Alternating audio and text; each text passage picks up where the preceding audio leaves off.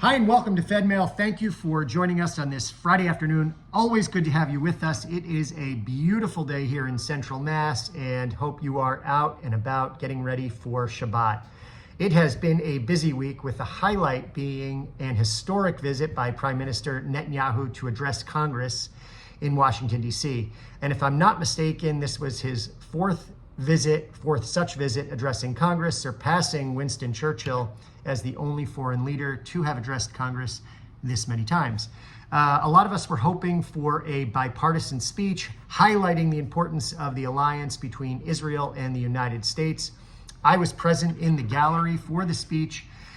There were a number of notable figures during the speech, during the remarks. Prime Minister Netanyahu acknowledged Noa Agramani, who was in the audience. She was one of the hostages rescued during last month's high-profile rescue operation in Gaza. There were also a number of IDF soldiers present, some of whom had been injured during the military operation. The speech was well received. The audience rose to their feet seemingly every 2 or 3 sentences. Although I will say that it was noticeable that Rashida Tlaib was in the audience and she was seated below the section of the gallery where I was, and I had a clear view of her holding up a placard that said "war criminal" on it. A few staffers came over and asked her to lower it throughout the speech. There were, of course, also a number of protesters outside of the Capitol building. I didn't see them myself because I had to arrive quite early, and because of security, I couldn't leave once I arrived. But as many of us saw the news, there were American flags burned. There was vandalism of some historic property. There were signs that said Hamas is coming, or spray painted on the sides of some of the monuments. Hamas is coming. The American flag was torn down and replaced with a Palestinian flag. There were Hamas flags and other jihadi flags around the Capitol, along with swastikas and other very violent, aggressive slogans said. A number of U.S. leaders spoke out against these protesters yesterday, including Vice President Harris, who put out a statement. There were also police units stationed on every corner around the Capitol, creating a 3, 4, 5 block perimeter, which really gave us the feeling that the Capitol was well prepared for whatever may come. And I understand that this has now been the protocol since January 6th. So all in all, it was quite an experience to see the Prime Minister speak. And I was hoping personally to hear that the hostages were in transit on their way back to safe return to Israel. I guess we're still eagerly and anxiously awaiting those words and that moment, and we continue to pray for that.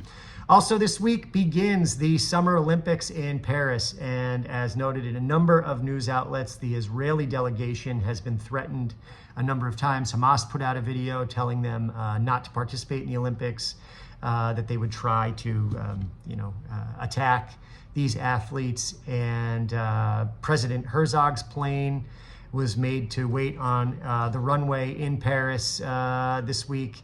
There's a situation where they thought that there may be a threat to him. And also there was big news when Adidas re-released a sneaker from the 1972 Munich Olympics. And of course that was noteworthy for the tragedy when Israeli athletes were massacred in the Olympic Village and at the airport in Munich during,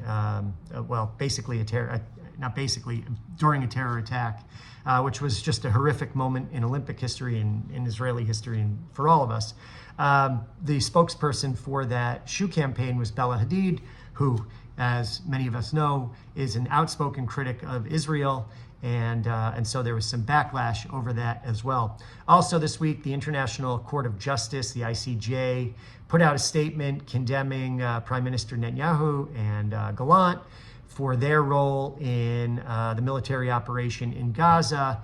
If I'm not mistaken, that statement condemned them or criticized them for their role in the humanitarian crisis in Gaza, as stated in the document. So all of that has gone on under the shadow of the continued military operation and, of course, the continued launching of rockets by Hezbollah into Israel, continued action with the Houthis and all of that. There was also some sabotage on the French rail line today, of course, coming coming up with the Olympics tonight. All of that is noteworthy too. So, so much going on. Always a lot to digest, to take in, and that's not easy. It can be overwhelming sometimes. And as I like to say, just remember, Jewish Federation is here for you. So here are a few upcoming events that hopefully can help you to feel a little more supported and a little better. There are Yad and Havarim events taking place this weekend. You don't want to miss out on those. Also, the long-awaited concert with the Isle of Klesbos Klezmer Band taking place this evening. And we have the trip to Tanglewood not far off, so RSVP for that, and we'd love to see you there.